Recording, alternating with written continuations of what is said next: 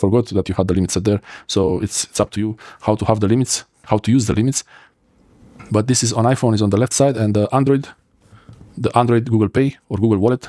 So I have the same card added to Google Pay, and the same cards I have added on Google Wallet and Apple Pay.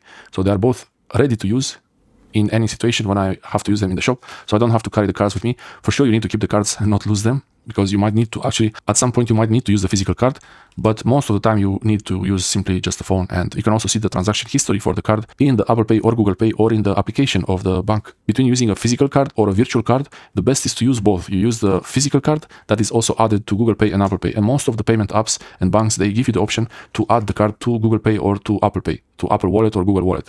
They usually have a button where you have under the card. You have under the card details, usually there is a button where it says tap to add to Google Wallet or Apple Wallet, and the steps are pretty straightforward. You don't have to do anything special. You just have to confirm your details, your address, and contact information. When you get a new card, you either have to activate it by making a payment in the shop, even if it's a replacement card of an expired card. As soon as you use the new card, the old card is going to be automatically disabled. It could be turned off. As soon as you make a payment, the old card will be automatically turned off when you use the new card. And also in some cases, you might have to activate the card from the app of your bank or the company you get the card from. I hope this helps you learn about how cards work and how is the safest way to use the cards. I believe in general is you good to have a card that you're going to use for online purchases with not such a big amount on it. Have it something like Revolut, a separate account, and even other accounts, other cards, and have that separate than your main card. Even in Revolut, you can have multiple cards. You can have physical cards.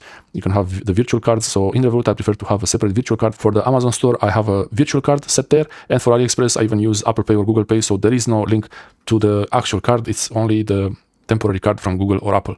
They work pretty much the same way.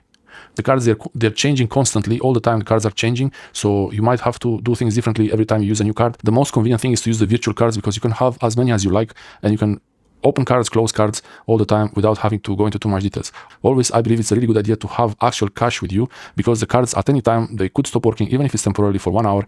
You might not be able to make a payment, and if you need to make a payment urgently, it's always good to have cash with you. It can happen that if the cards companies, they don't communicate with each other, they cannot make the payments, and then if there is no power, or if there is a network internet, if there are problems with the internet, or if there are power problems with electricity, then the cards will not work, cash will work. You always need to have some kind of cash with you, just in case. But the cards are so convenient these days, it's very hard to ignore them, especially when you have them on the phone, on the Apple Pay or Google Wallet or Apple Wallet.